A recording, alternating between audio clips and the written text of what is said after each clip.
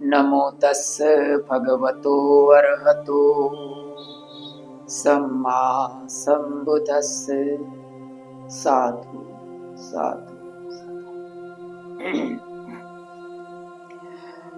भगवान तथागत सम्यक संबुद्ध को पंचांग प्रणाम। बाबा साहब के प्रति बहुत बहुत कृतज्ञता और आप सब लोग चैनल को देख रहे हैं, सभी के प्रति बहुत बहुत मंगल कामना। कुछ समय से हम धम्मपद की गाथा और कथाओं में श्रृंखलाबद्ध आगे बढ़ रहे हैं। पिछले एपिसोड में, पिछले वीडियो में हमने बाल वग के चौथे नंबर की गाथा के ऊपर बात किया था। आज जो हम बात करने वाले हैं वो धम्मपद के बाल वग की 5वें नंबर और ओवरऑल देखा जाए तो ये 64 नंबर की गाथा है। याव जीवंपि चे बालो पंडितम पायेरुपासति। याव जीवंपि ते बालो पंडितम पायेरुपासति न सो धम्मं विजानाति दब्बि सुपरसम यथा। मूर्ख लोग का ये लक्षण होता है कि पूरी जिंदगी भर वो माने कोई सदगुरु के साथ रहता है, पंडित के साथ रहता है, फिर भी उसमें कोई गुण नहीं आता है, उसके अंदर कोई फर्क नहीं पड़ता है। यहाँ बहुत अच्छी उपमा दिया कि जैसे कड़छी है, जैसे कोई चम्मच होता है, वो सब्जी में रहता है लेकिन वो सब्जी के स्वाद से परिचित नहीं होता है। सब्जी गिनो या तो कोई मिठास भरेली चीज हो, उसमें चम्मच जाती है तो उसको चम्मच उसका स्वाद से परिचित नहीं हो सकती है। ऐसा ही लक्षण है वो मूर्ख व्यक्ति का होता है। पंडित के साथ हमेशा रहने के बावजूद भी उसके गुण उसमें नहीं आता है। इसी बात के ऊपर आज की धर्म देशना केंद्रस्थ है। भगवान के काल में बहुत सारे लोग भगवान की धर्म देशना सुनते थे और बहुत सारे ऐसे भिक्षु भिक्षुणियां थी कि भगवान का सानिध्य उनको लंबे काल तक मिला था। तो ऐसे बहुत सारे लोग थे। तो उसमें से एक उदाई भी था। उदाई भगवान के सानिध्य में रहता था हमेशा। तो बहुत स्वाभाविक बात है कि उनके सानिध्य में रहता है तो कोई बार लोगों को गलत फहमी ये होता है कि भगवान बुद्ध के साथ रहने वाला है तो उसके अंदर कुछ तो गुण होना चाहिए। बराबर, भगवान बुद्ध के साथ रहता है तो उसके अंदर कुछ ना कुछ गुण होना चाहिए, उसके पास ऐसी प्रज्ञा होना चाहिए।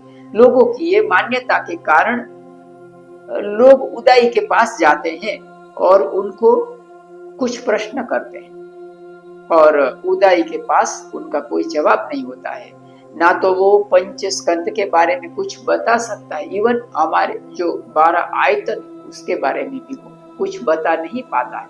तो लोगों को बहुत बड़ा आश्चर्य होता है।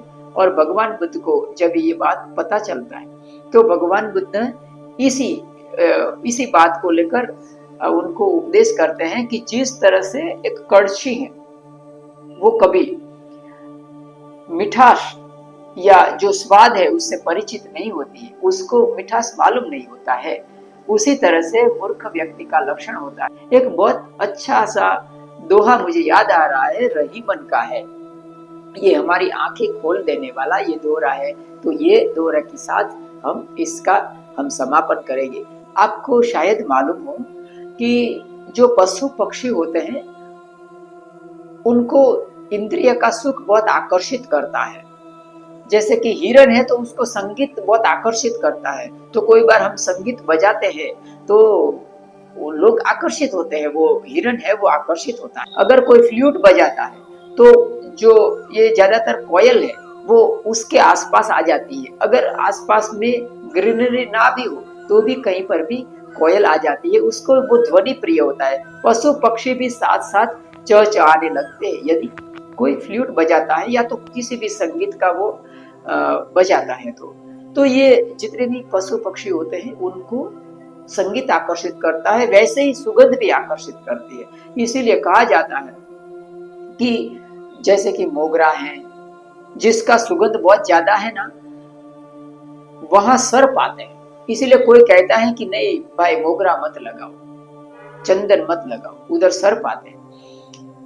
तो इसी बात के आधार पर एक रहीम का बहुत अच्छा दोहरा है कि चंदन का पेड़ है, उसके ऊपर कोबरा यानी बहुत जहरीला सांप है, वो उसको लिपट कर रहता है।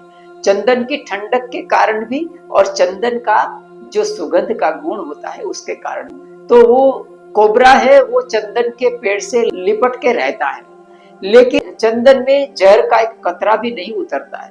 और उससे विपरीत भी जो सर्प होता है, जो नाग है कोबरा, उसमें चंदन का सुगंध का एक कतरा भी नहीं उतरता है। सानिध्य हमारे पास कितना भी अच्छा हो, लेकिन जब तक हम उसका जो गुण है वो ग्रहण नहीं करते हैं, तो हमारा जो स्वभाव है वो सब्जी मिठास में पड़ी हुई चम्मच के जैसा है। रही मन उत्तम प्रकृति काहू करे कुसंग, रही मन उत्तम प्रकृति काहू करे कुसंग, चंदन विष व्यापत नहीं, चंदन में विष व्याप नहीं जाता है, चंदन विष व्यापत नहीं, लिपटत रहे भुजंग, लिपटत रहे। सबका मंगल हो, सबका मंगल हो, सबका साधु।